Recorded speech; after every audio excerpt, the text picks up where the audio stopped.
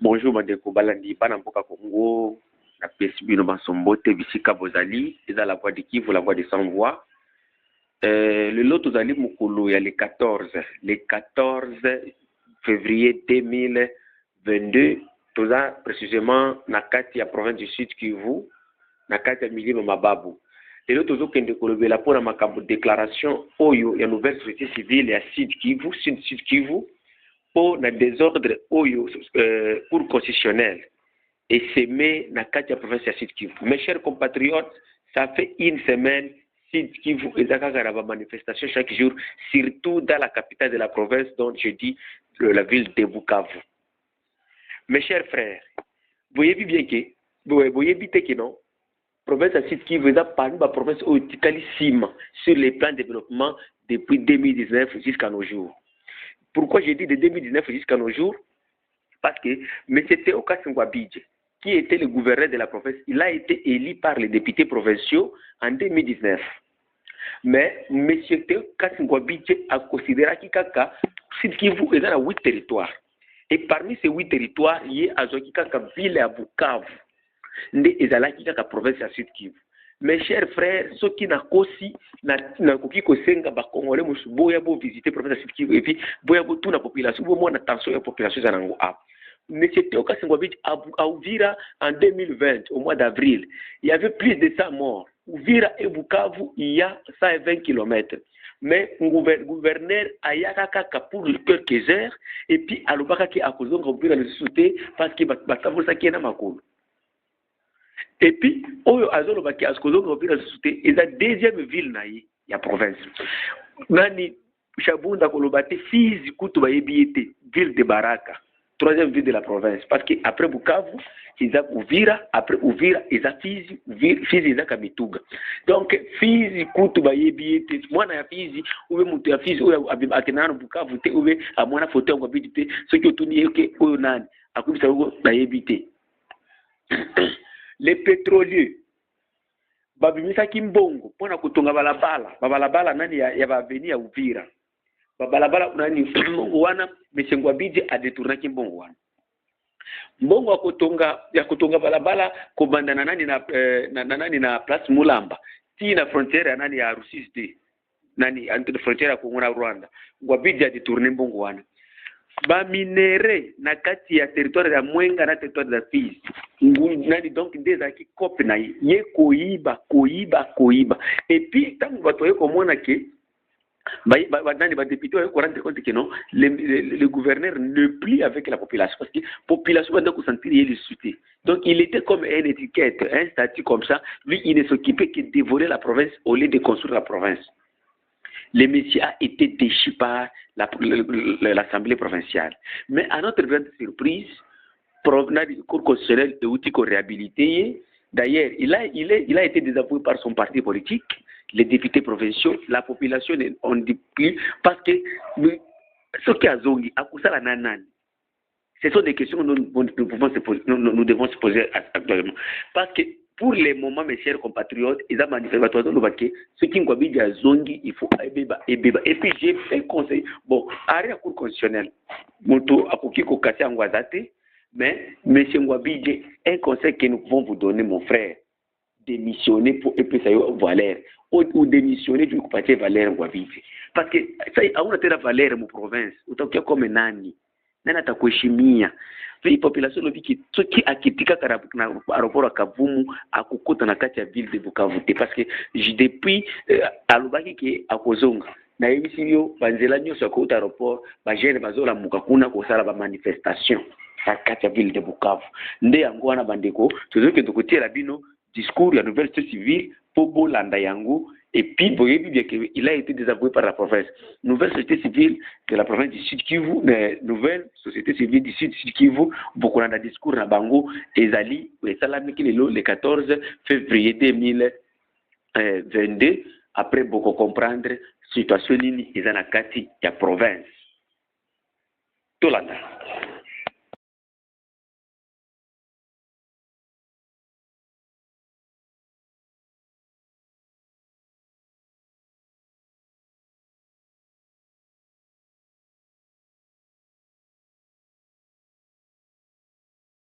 déclaration numéro 004 sur la situation sociopolitique, économique et sécurité de la province du Sud Kivu.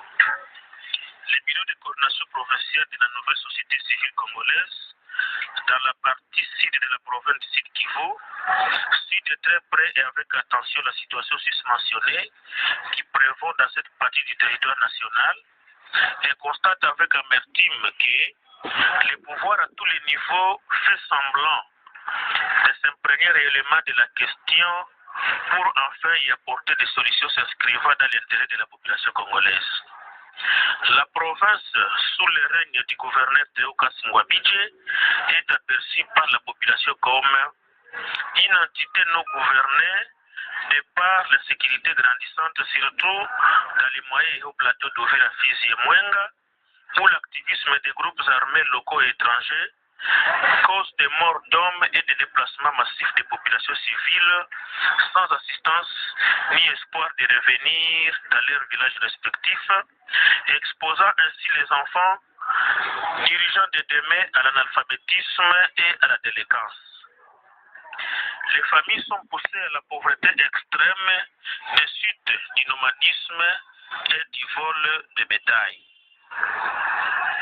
La province est ainsi considérée comme où la population n'espère rien en termes de contrepartie pour les taxes et impôts perçus, où le clientélisme et le tribalisme ont pris le devant au mépris de la méritocratie, où la province ne se limite au cochef lié Bukavu, oubliant les territoires et autres grandes agglomérations.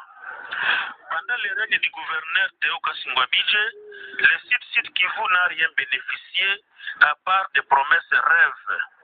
Son gouvernement a abandonné la population sinistrée de plusieurs vagues d'inondations à Uvira dans les tentes avec espoir de créer un lotissement pour cette dernière. Notre bureau avait salué la déchéance de son gouvernement par la motion initiée contre ce dernier par les députés provinciaux le 2 décembre 2021, après avoir été soumis à des motions auxquelles le gouverneur avait convaincu les élus. Une chose avait échappé à l'autorité provinciale, c'est le nombre des élus qui votaient pour la motion. Car si pour la première motion, 17 députés avaient voté pour la motion, pour la seconde, par contre, il avait été sauvé de justesse par 22 députés qui avaient voté pour la motion. Pour un acteur politique averti, ceci était un signe qui ne trompe pas sur la perte de soutien dont il avait bénéficié lors de sa brillante élection en 2019. Il revient à l'autorité de se poser cette question. Pour quelle cause dois-je être prêt à retourner au Sud Kivu? Peu importe la vision que vous avez, quelle qu'elle soit, il faut un peuple qui vous fait majoritairement confiance pour la matérialisation de cette dernière. La société civile n'a plus confiance en vous, cher monsieur le gouverneur de province. Vous n'avez plus le soutien de l'Assemblée provinciale qui vous a élu. Vous n'avez non plus le soutien de votre propre parti qui vous a d'ailleurs aligné et qui venait de vous désavouer. Qu'est-ce qui vous reste encore pour constater que vous êtes désavoué par tout le monde et que la population n'attend que votre démission et retourner au site qui vous comme tout citoyen et non pas comme autorité provinciale? Car le monde entier retiendra de vous que vous n'avez jamais été destitué, étant donné que la Cour constitutionnelle vous a ouvert une brèche en faisant au monde entier que la troisième motion a été inconstitutionnelle. La Cour constitutionnelle a oublié de penser les blessures et cicatriser les plaies saignantes de la population du Sud Kivu. Elle a oublié que sa décision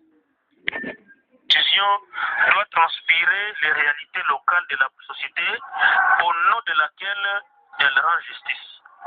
Cette décision n'influe aucunement sur le retrait de confiance exprimé par la motion.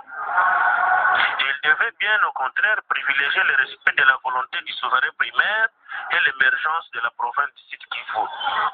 Le bureau de notre structure citoyenne au Sud Kivu pense que c'est pour votre bien et honneur qu'il est très important de déposer votre démission et laisser la chance à la province de prendre un nouvel élan. faite à Uvira le 14 février 2022 pour la nouvelle société civile congolaise, André Biedounia Machaka, coordonnateur provincial. La population à Sud Kivu imejirendre compte kwamba justice wala ile arrêt ya cour constitutionnelle haikurespekte volonté ya raia. Parce que mtu mwashakuwa désavoué na assemblée provinciale, mtu ashakuwa désavoué na parti politique yake yote kenye limwalinye. Population yote leo nakwambia kama akirudia habatakubali. Mpaka leo ngana kangamana kama atakuya tu. Alors sisi mkotea Sud Kivu tukiona sisi tufanye déclaration ambayo inasema kwamba hatumtaki tena gouverneur de province, aache province décoller d'une autre manière, pas une autre autorité. Mais yeye tena hatumtaki parce que binalifanya halikuendeka kwa niveau ya province ya Sud Kivu. Donc ni mtu mwenyewe hakusaidia province kuevolue.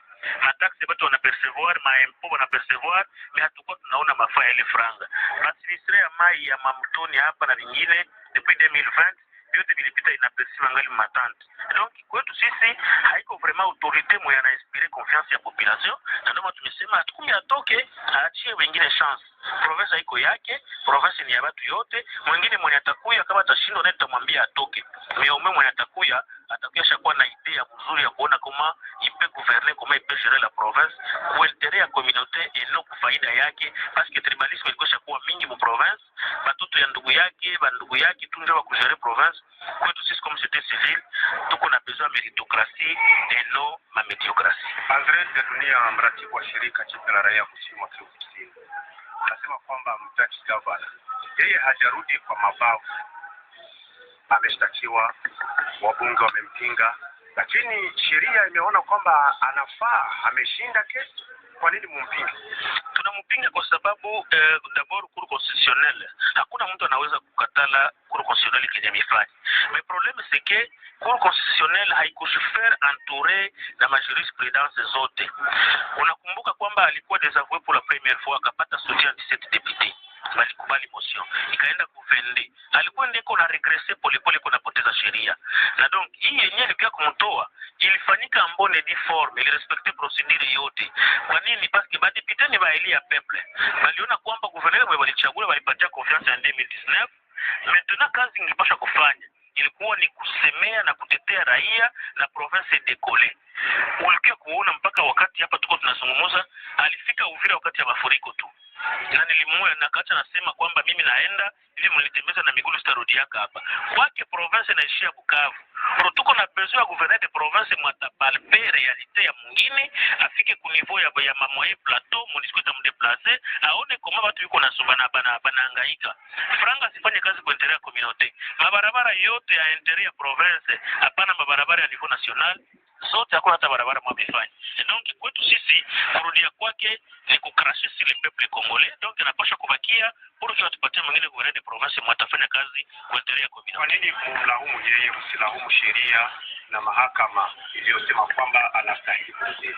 Unajua kwamba sheria inafanya ile wanaita legalite. Wao wanaenda kisheria, lakini legitimite maintenant hana tena. Legitimite ndio ile kukubaliwa na raia. Raia kukubali kwamba ndio ule kiongozi wetu. Sasa raia wote wanakuambia ule haiko gouverneur de province. Atarudi atatumika na nani? Ndio maana tumesema abaki kule.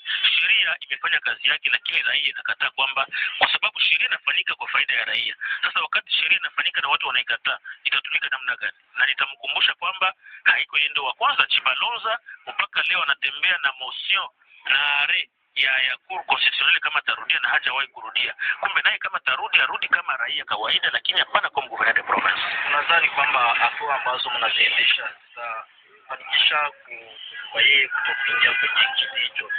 Atarudi Sud Kivu kama raia wengine, lakini kurudi kama gouverneur de province hakuna mtu atatumika naye. Société civile ilishalomba watufanyie election mwingine gouverneur de province.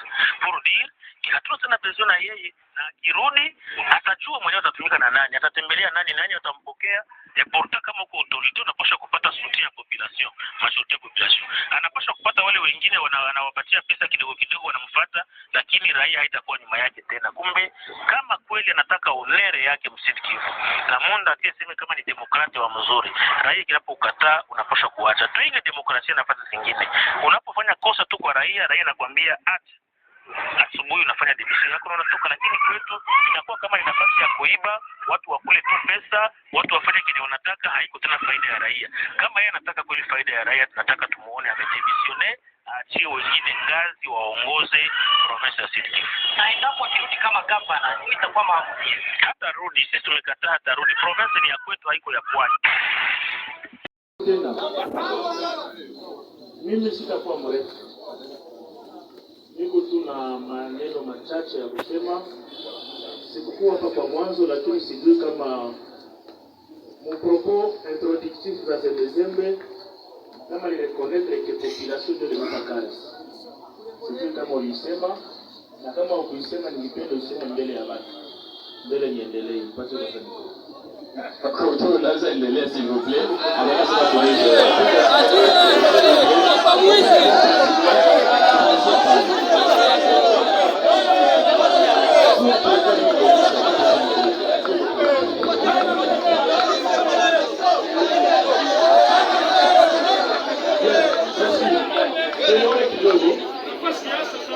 tuelewane kidogo. Nimesema ningependa nijue kama tuelewane kidogo. Ningependa nijue kama Zembezembe kwa mwanzo alisema merci kwa population ambayo imempa kazi. Anapataka zingine kazi mengi ilikuwa kazi ya mwanzo ambayo ingemuinua na ingeinua raia yote ya Uvira. Alors ningependa kujua kama alisema asante. Nimesema ile juu ya nini? Zembezembe anasema c'est par élégance ndio maana alikuwa kujiexpliquer mbele ya raia. Kosa. Parce que tuko mu état de droit, na projet zote zenye ziko exécuté au nom ya population. Na kama ziko exécuté au nom ya population, hivyo ndio unapaswa kupatia site ya ile yenye unafanya. Anasema hivi, iko redevable kwa MONUSCO. Naanza na question. Iko redevable kwa MONUSCO, mais siko redevable kwa Alexis, hata ya majina na watu wengine. Mimi nitaka kuuliza hivi, wakati yenye unaanza kuexecute projet des ensemblements pale, kazi inashindikana, entre MONUSCO na raia, nani atakuuliza wewe kazi? Parce que kama MONUSCO alikupatia ile kazi, c'est parce qu'aliona la population comme problème, akaona toe pesa pour que wewe uexecute à la place ya population. Na kama sasa linakushinda population entre wewe na MONUSCO, baulize nani? Nilitafuta kumaliza na kuuliza hivi, est-ce que route Mwami itaisha? Est-ce que route Mwami itaisha? Na kama itaisha siku gani? Mimi sinatoka hapa bila precision parce que